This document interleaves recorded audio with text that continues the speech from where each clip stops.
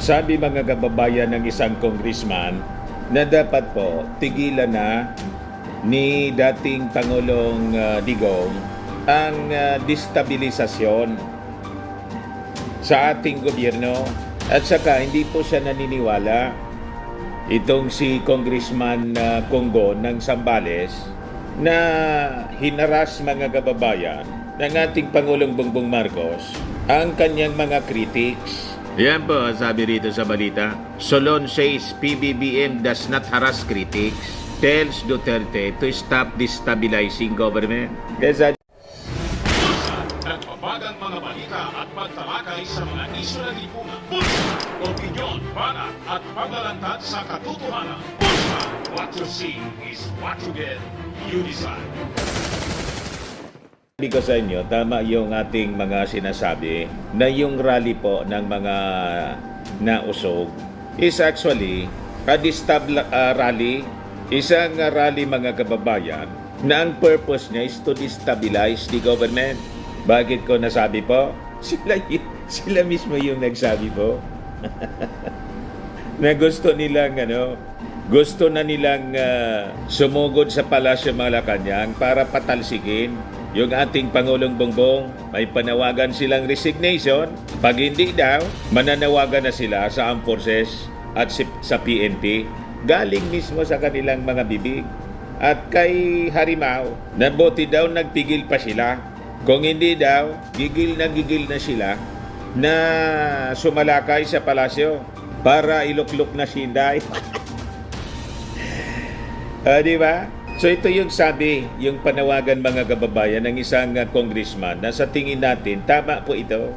Yan ang sabi niya dito, House Assistant Majority Leaders Zambales 1st District Representative J. Congon has brushed off insinuations from the Duterte camp that the Marcos administration had a hand in preventing its Bulacan Peace Rally from taking place. Mga gawa-gawa nilang kwento mga kababayan yon. Kaya nga sabi natin, drama lang nila yon. Kasi na-sense nila na walang pupunta po na maraming participants. Kahit nga siguro mga kababayan, yung mga bangaw sa kasurot, hindi pupunta doon. Mahihiya po yung mga bangaw at surot na pumunta doon kasi yung rally po, lahat pagmumura. Tapos nalaman natin doon sa mga interviews na yung gustong gamitin mga kababayan na pribadong lote, private property po, nakipag-agreement yung nausog lead convener sa caretaker po. Nagalit bigla yung may-ari.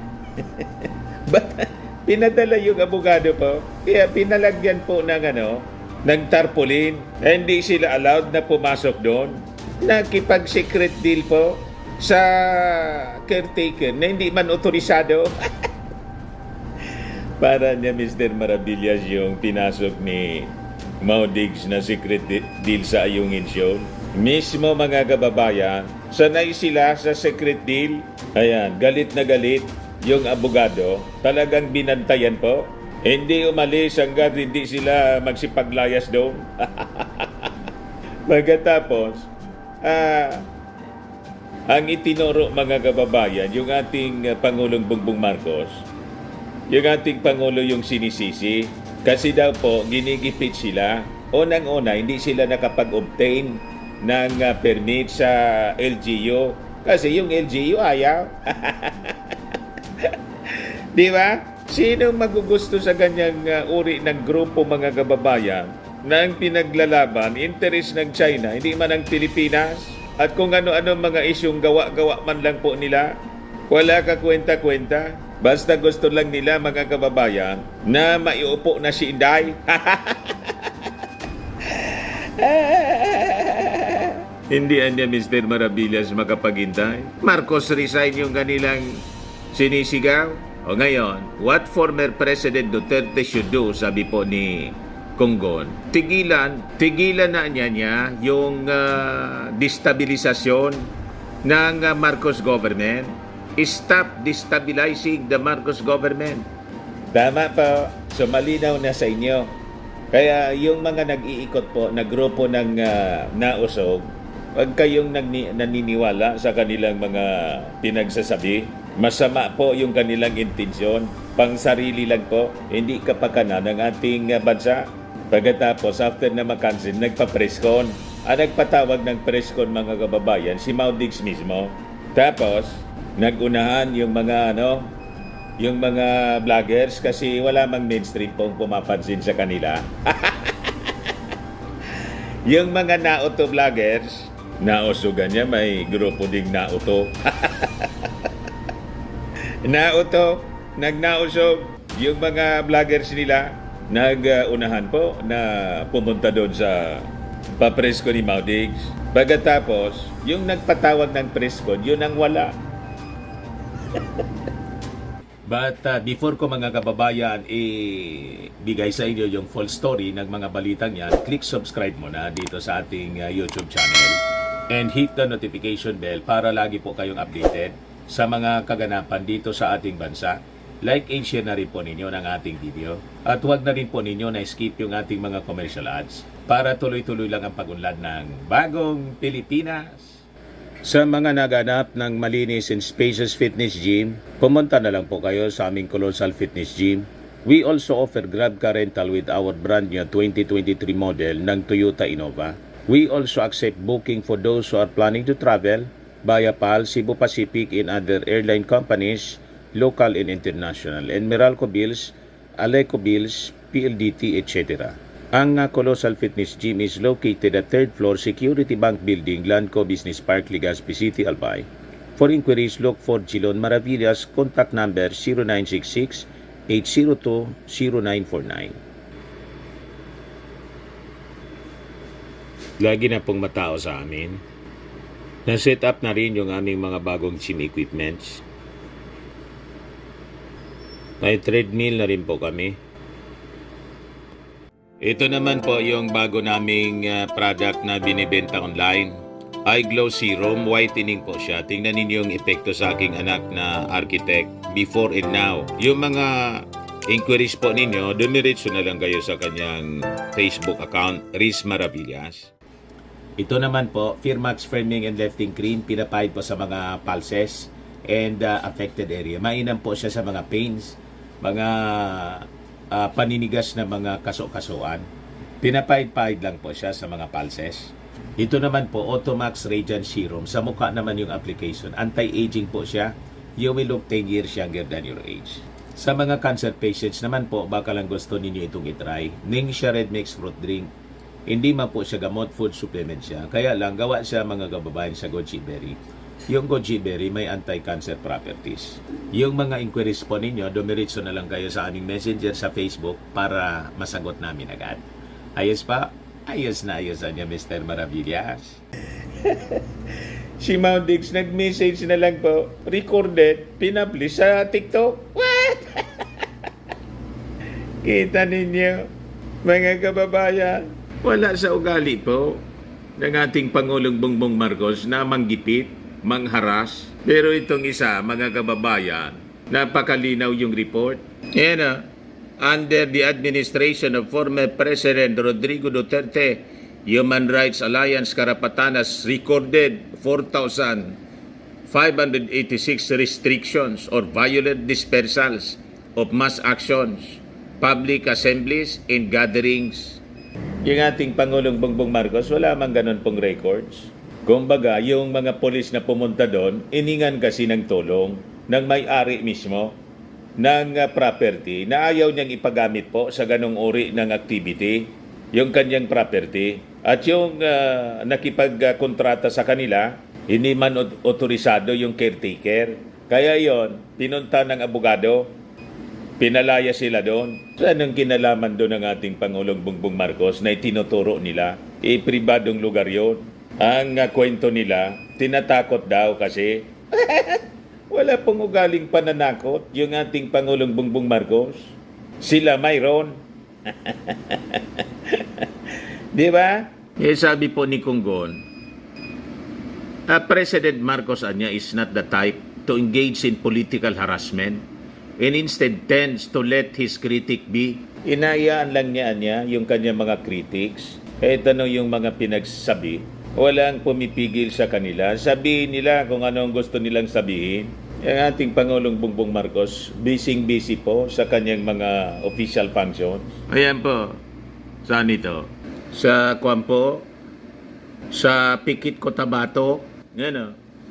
Para sa sapat na pagkain at mas magandang hanap buhay sa Mindanao, pinasinayaan ngayong araw ang Malitubog, Maridagao Irrigation Project Stage 2 sa Pikit Cotabato sa pangunguna ni Pangulong Ferdinand Romualdez Marcos Jr. Layunin ng MMIP 2 na makapaghatid ng irigasyon sa higit na 10,000 hektarya ng lupang sakahan sa Cotabato at Maguindanao. Inaasahang magkikinabang ang mahigit 4,000 pamilya kasama ang mga dating Moro Islamic Liberation Front. Yung ating Pangulong Bongbong, walang panahon sa politika. Busy po siya sa trabaho. Ayan po. He is a builder. Just like yung tatay niya po. Yan po siya. PBBM leads in transforming war zone Cotabato to economic zone. Sa kanyang speech, sabi po ng ating Pangulo, itong irrigation na to will not only supply water to the farmlands in Cotabato, in Maguindanao provinces, but will also nourish peace and democracy the administration is posing in conflict areas. Klaseng panahon po sa pagkikipag-away kasi wala sa nature po ng ating Pangulong Bongbong Marcos ang ganong ugali na palaaway. Nandun siya mga kababayan, sabi rito, sa komemorasyon ng ika-10 taon ng pagladakda sa Comprehensive Agreement on the Bangsamoro, binigyang diin ni Pangulong Marcos ang layuning maibalik ang normal na pamumuhay sa mga dating conflict-affected areas. Inikayat ni PBBM ang mga Moro na makilahok sa halalan sa BARM sa Mayo 2025 at kanyang pinangako ang patuloy na hakbang ng pamalaan upang maprotektahan ang nakamit ng kapayapaan para sa susunod na henerasyon. Di ba? Yan ang ating Pangulong Bongbong Marcos, yung mga dating kaaway ng gobyerno. Inaasikaso niya kasi peace talks na po. Nakipagkasundo na po sa gobyerno. Pagkatapos yung dating Pangulo, yun na yung nanggugulo, nagdi-destabilize ng ating administrasyon. Kahit nga yung mga rebuilding Moro, hindi magustuhan po yung ginagawa po ni Maudigs. PBBM vows a strong political will for Bangsamoro success. Tapos yung dating Pangulong Digong, ayaw magtagumpay po ang ng ating Pangulo. Ginuguloy niya yung ating administrasyon. Wala siyang makuhang mga leaders ng Mindanao other than si Pantaleon. Yan ba? Peace, order, prosperity to continue in Mindanao, sabi ng ating Pangulo. Ito pa, sabi rito, nakiisa si Pangulong Ferdinand R. Marcos Jr. sa seremonya ng pagtatapos ng Bangsamoro Police Basic Recruit Course batch 2023 Class Alpha Bravo Bakaslipi sa Camp General Salipada, Pindaton sa Parang, Maguindanao del Norte.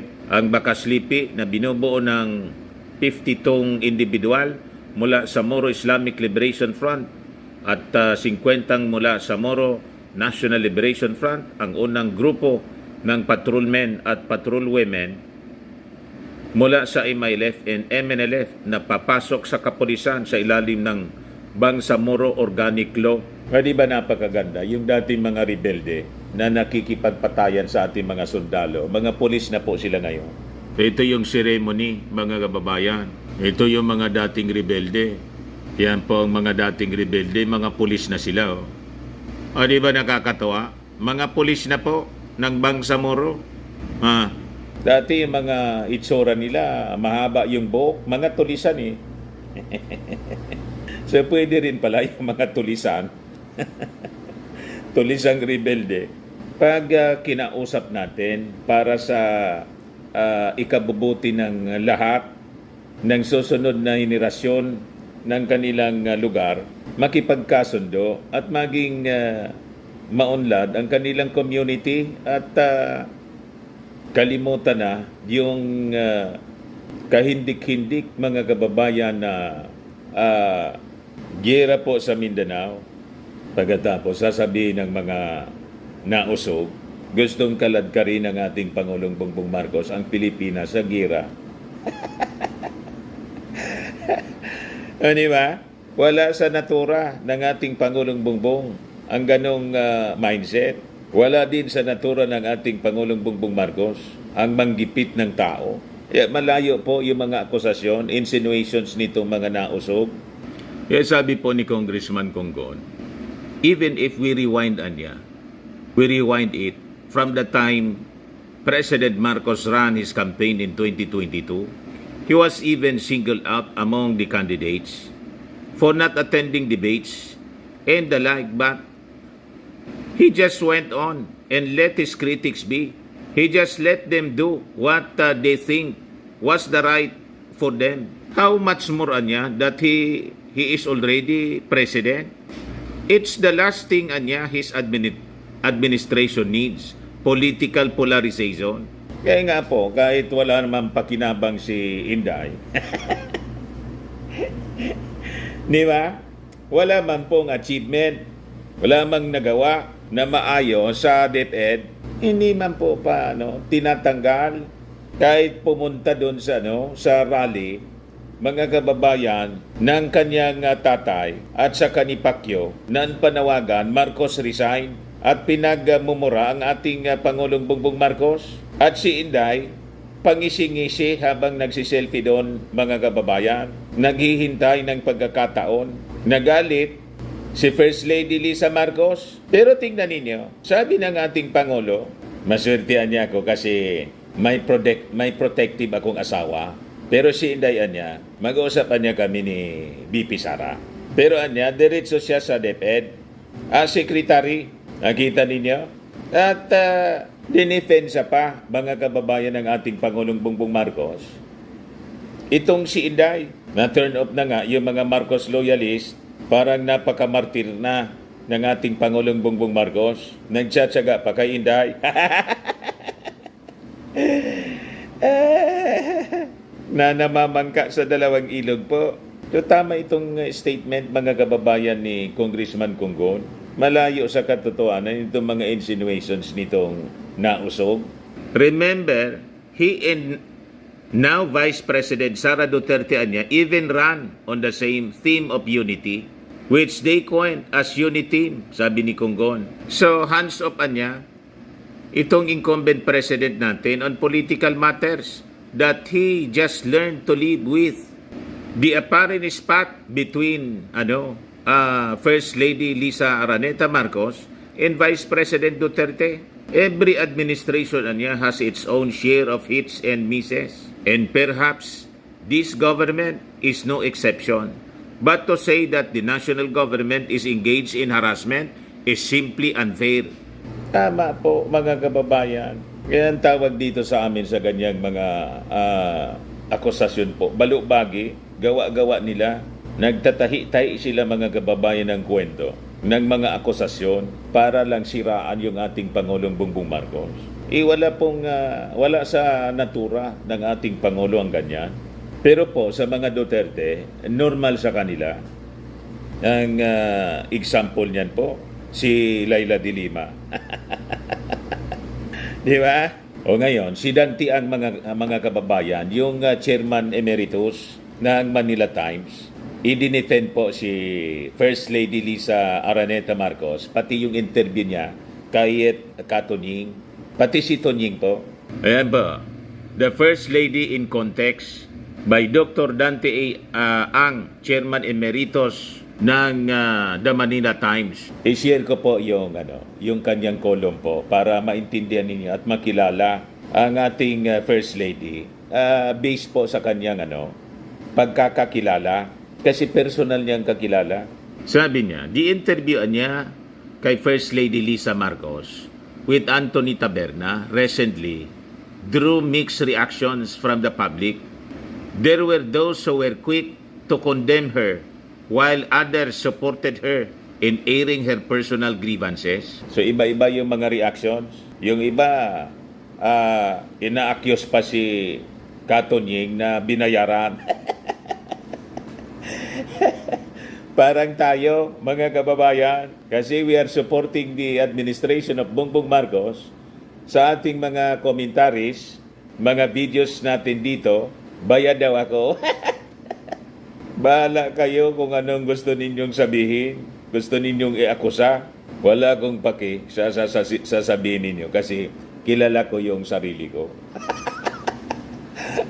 Tama? At alam ko ang aking ginagawa. So as a background ng kanyang kwento about PBBM and Lisa Marcos, sabi niya, I was part of the Marcos PR team during his vice presidential run where he lost by some 200,000 votes to Leni Robredo. I was sidelined when Amy Marcos took over Marcos PR machinery. Despite that, Bongbong and I would meet privately every week at his office in Pasay City during the campaign.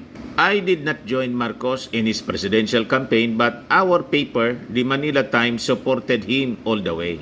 For the record, there was no financial considerations in exchange for our support for Marcos. We did it out of our sincere belief that he was the better candidate for president in 2022. Sabi ko sa inyo, kahit yung mainstream po, allowed sila na mag-charge ng political advertisement based sa sa rules ng Commission on Election. Pero pwede ka naman mag-donate. 'Di ba?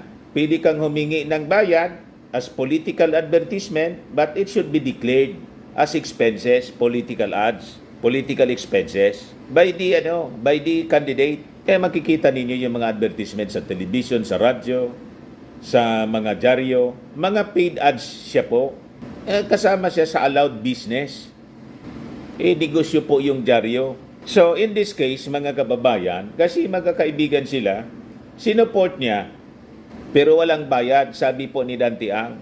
Kasi naniniwala siya na siya yung ating Pangulong Bongbong, best candidate siya among the presidential candidates. Ganon din po tayo. Pagkatapos, sasabihin nitong mga minions ni Maudigs, bayad ako. Inong ako sumuport kay Maudigs noon, ba't hindi ninyo ako inaakusang bayad ni Digong? Tama? Nag-withdraw ako ng support po. Last yung last year na niya in office, yung pandemonium, kasi nainis ako sa kanyang mga policy. Pero nang isupport ko po si Maudigs for 5 years, wala akong narinig sa mga DDS po, mga kababayan na nag-accuse sa akin na ako bayad ni Digong. Ngayon, nangampanya ako sa ating Pangulong Bongbong Marcos. And until today, I'm supporting PBBM kasi nakikita naman po natin na napakaganda na yung kanyang ginagawa. Ayun, bayad na daw ako. What? Kaya sabi ko nga po, kung bumalik ako kay Maudigs, isupport ko si Maudigs, babawiin na ninyo yung inyong paniwala na ako bayad. Di ba? Pag mga vloggers ng mga DDS vloggers, hindi bayad. Pag kaming sumusuporta sa ating Pangulong Bongbong Marcos, bayad. Ganon sila mga kababayan ka-unfair. Sila yung mga malilinis. Wag kami. Sabi po ni Dante Ang, the Taberna interview niya was not part of a PR campaign of the First Lady. It was a spontaneous, is part of the moment decision. I know for a fact that the Taberna interview did not involve financial consideration. Taberna was not paid for the episode. To be fair, it is possible that the First Lady as a public figure may have her own guidelines or plan to manage her PR. But the Taberna interview was a scoop, nothing more, nothing less, by the broadcaster. I do not see anything highly unusual in her public appearances that would qualify as part of an expensive PR program. PR man po siya, no? Kaya alam niya ang mga bagay na bayad at hindi bayad. Kasi may mga pagkakataon na siya, as a PR man, professional PR man, that is their business. And you have to pay millions. Tama po? Pero sabi po ni Dantian, tingin ko niya walang consideration diyan. Inarinig ko po si Anthony Taberna nagsabi, 2 years ago pa pala siya nag-submit ng invitation kay Mrs. Lisa Marcos kung pwede siya mapagbigyan na ma-interview. 2 years. And many times, mga kababayan, nabasa ko yung post niya po sa social media. Ang akala niya okay na. Kasi may kumontak na sa kanya na pwede nang magpa-interview. But because of the busy schedule po ni Mrs. Lisa Marcos, many times po na na-postpone, na-cancel. Hindi na nga siya po umaasa na matutuloy pa o na pagbibigyan siya na ma-interview yung First Lady. Kaya natuwa naman siya, mga kababayan, ng isang araw makatanggap siya ng notice. Pwede na niya, gusto nang magpa-interview sa inyo. Kasi many times na-cancel po. And finally, natuloy, ito na nga po. Tapos sabi ng mga critics, bayad niya, mga 5 million niya. Ang dali ninyong mag-akusa. Sa bagay, sabi ko nga, hindi na ako nagtataka sa mga ganong uri ng tao kasi parte siya, mga kababayan, ng signs of the times na in this last days daw, napakaraming mga false accusers. False accusers po. Ang dali-dali nilang mag-akusa. Kaya ako po, hindi ko pinapansin ang mga ganyan na tinatawanan ko na lang. Kasi ako po, kilala ko yung sarili ko. Bayaran. Magsawa kayo sa kakabasa akin na bayaran ako. Hindi ako tinatablad po sa mga ganyang kilala ko ang aking sarili. So sabi ni Dante Ang, during one of our one-on-one meetings in the early days of the Marcos presidency, I had offered her my services for free and she graciously turned it down, saying, I am a big girl. I can take the heat, or words to that effect. I took that to mean that she believes that any negatives thrown at her will blow over so long as her conscience is clear and she is doing the right thing. Ganon po, mga kababayan. Wala man. Kung pakikinggan natin ito, mga DDS, ang sasama na mga budhi niyan. Madidistract lang tayo po. Tulad ng patron nila, masasama ang kaluluwa. Maitim ang kaluluwa. Sabi ni Dante Ang dito, the First Lady up close. There is nothing contrived niya in Lisa. What you see is what you get. She is no hypocrite. Rightly or wrongly, she tells you what she thinks. The good thing about that is that you can argue and disagree with her, and she won't mind it at all, but she can be highly opinionated on certain issues.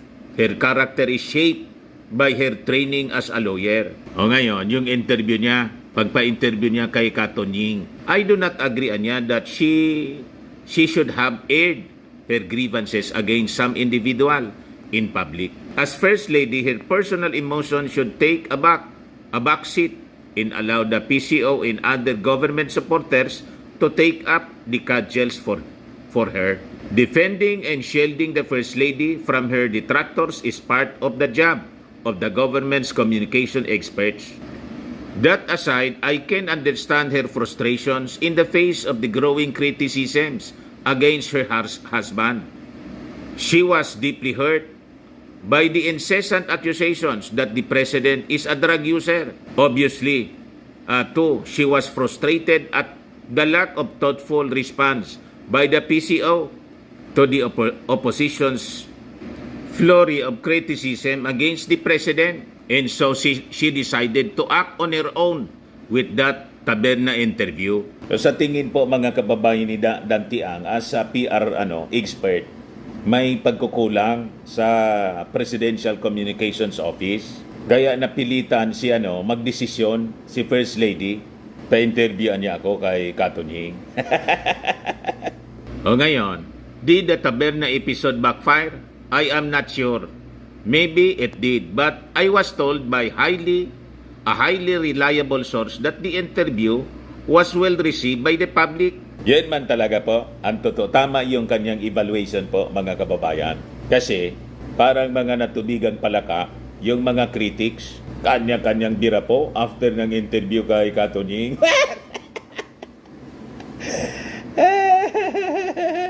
Pati si Inday po na trigger.